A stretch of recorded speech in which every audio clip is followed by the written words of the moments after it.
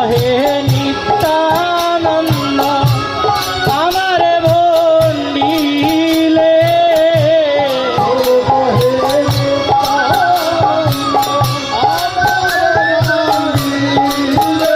আরে আমি বৃন্দাবনে যাব শান্তিপুরে লাইলে।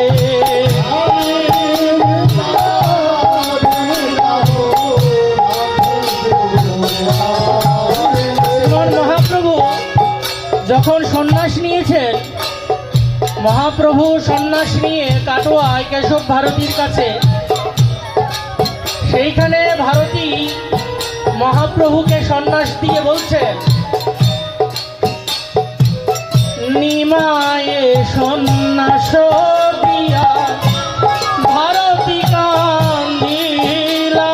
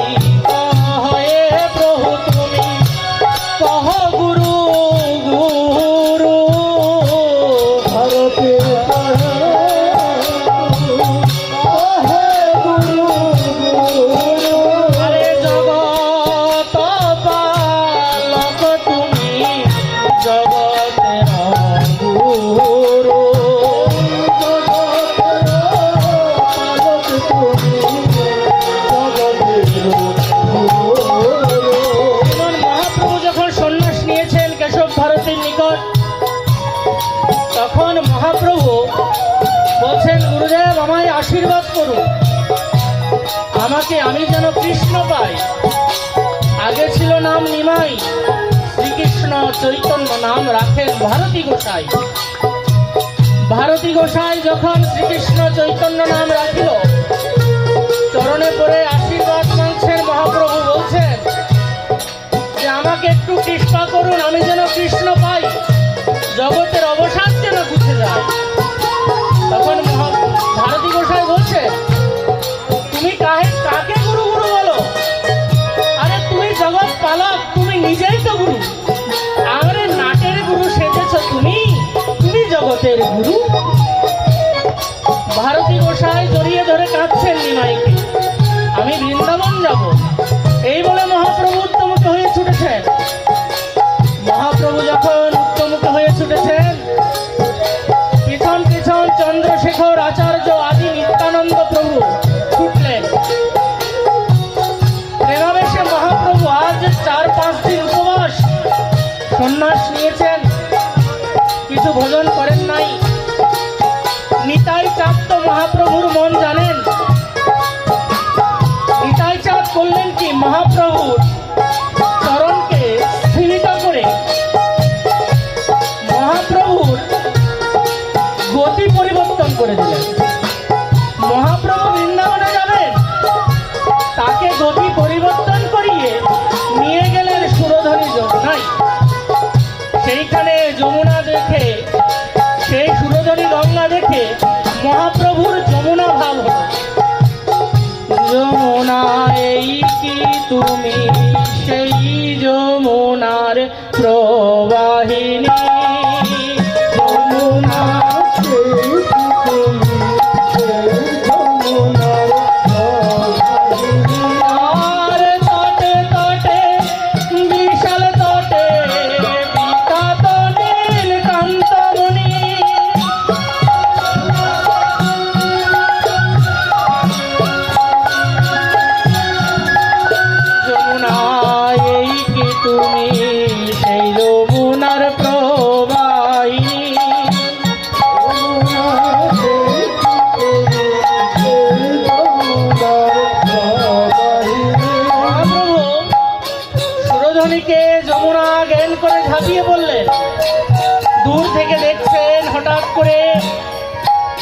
চন্দ্র নৌকায় করে আসছে।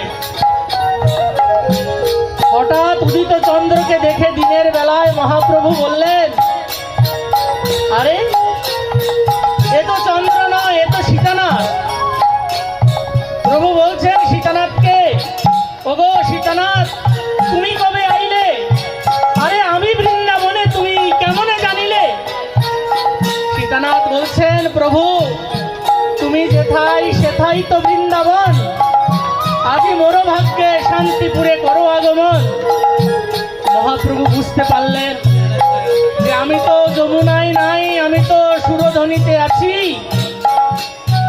মহাপ্রভু করলেন কি, বলছেন নিতাই চাঁদ আমাকে তুমি ধোঁকা দিয়েছ। তখন মহাপ্রভু এত বলি মহাপ্রভু নৌকাতে চড়িল, বলি মহাপ্রভু আজি মধ্যাহ্ন সময়ে প্রভু শান্তিপুরে আইল।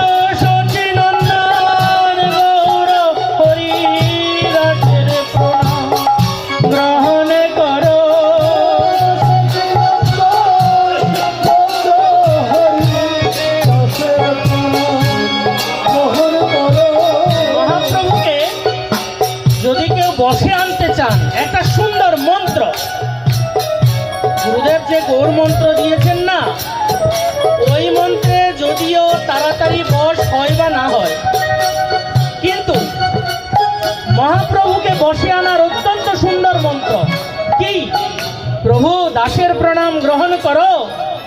ওগো শচীনন্দন গৌর হরি। কেন বললেন? এটা মহাপ্রভুকে বশীকরণ মন্ত্র। বলে কেন? কেননা মহাপ্রভু যখন সন্ন্যাস নিয়েছেন, সংক্ষেপ করে দিচ্ছি, মহাপ্রভু যখন সন্ন্যাস নিয়েছেন তখন সন্ন্যাসে মহাপ্রভু এসেছেন শান্তিপুরে, নিতাই চাঁদকে পাঠিয়েছেন মাকে আনার জন্য। মা এসেছেন, মা বলছেন, নিমাই তুই এসেছিস বাছা, আমার চোখের মণি, তুই এসেছিস বাছা। জানিস আমি বড় দুঃখী, আমি দুঃখী রয়ে গেলাম, আমি শচী আর সুখী হতে পারলাম না। কেন মা? জানিস আমার যত সন্তান ছিল নষ্ট হয়ে গেল, এক বিশ্বরূপ ছিল সেও সন্ন্যাস নিয়ে চলে গেল, আজ অবশেষ তুই ছিলি, তুইও সন্ন্যাস নিলি। জানিস নবদ্বীপের লোক আর আমার সাথে কথা বলে না, বলে আমি অভাগী, আমার সাথে কথা বললে তারাও অভাগী হয়ে যাবে। কি বললে মা? তারা এই কথা বলে, একটু ছোট, তারা এই কথা বলে মা। মা আমি প্রতিজ্ঞা করে বলছি, আমার সর্বপ্রথম পরিচয় আমি শচীনন্দন গৌর হরি, এটা আমার সর্বপ্রথম পরিচয়। কেন? মাতৃভক্তগণের প্রভু হন শিরোমণি, সন্ন্যাস লইয়াও সদা সেবেন জননী। মা আমার সর্বপ্রথম পরিচয় আমি শচীনন্দন গৌর হরি। কেউ যদি শচীনন্দন গৌর হরি বলে বলুক, না বলে না বলুক, কেউ যদি শচী শচী বলে, আমি সপার্ষদে তার দাস হয়ে যায়। যদি কেউ শচী শচী বলে, তাহলে মহাপ্রভুর বশীকরণ মন্ত্র তো শচী শচী। আজ সীতা ঠাকুরানী সেই বশীকরণ মন্ত্র দিয়ে আকর্ষণ করছেন, বলছেন, ওগো প্রভু, ওগো শচীনন্দন গৌর হরি, তোমার চরণে নিবেদন, তুমি কৃপা করে ভোগ মন্দিরে চলো। রান্নাটা করেছে কে? মা শচী। 10 দিন মহাপ্রভু ছিলেন শান্তিপুরে, সেইখানে মা শচী নিজের হস্তে রন্ধন করে শচীনন্দনকে ভোজন করিয়েছেন। তাই বলছেন, প্রভু দাসের প্রণাম গ্রহণ করো,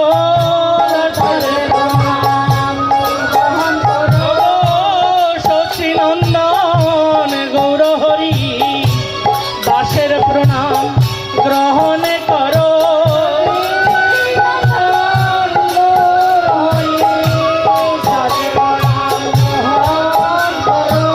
এই নিবেদন দাসের নিবেদন, ভোগ মন্দিরে প্রভু কর পয়ান।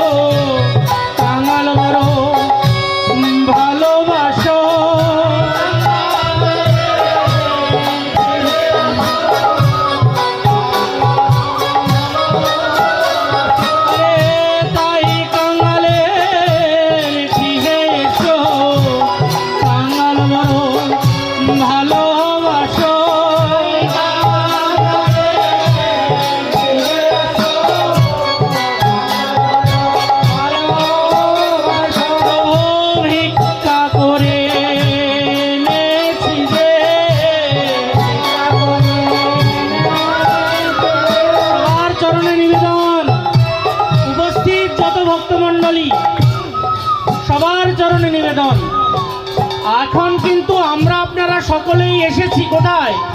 শান্তিপুরে কাথা কোথায়? সীতা ঠাকুরানীর অঙ্গনে। সীতা ঠাকুরানী যদিও রাজনন্দিনী, কিন্তু মহাপ্রভুর সেবা তো ভিক্ষা ছাড়া হয় না। ভিক্ষারণ্যে মহাপ্রভুর যত প্রসন্নতা, তত প্রসন্নতা কিন্তু কোনো রাজন্যে নয়।